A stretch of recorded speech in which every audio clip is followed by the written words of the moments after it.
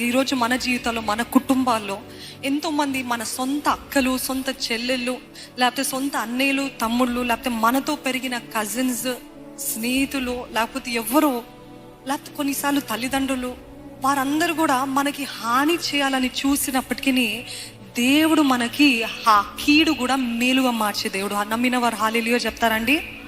ఈరోజు మీ కుటుంబంలోనే మనకంట శత్రువు ఎక్కడి నుండి వచ్చినా మనము తట్టుకోగలుగుతామంట. కానీ మన కుటుంబంలో నుండి శత్రువులు బయలుదేరితే తట్టుకోగలుగుతామా? ఆ రీతిగా తన సొంత అన్నలు ఆయనకి శత్రువులుగా మారారండి.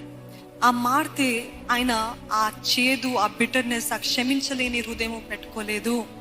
He's teaching us the first lesson.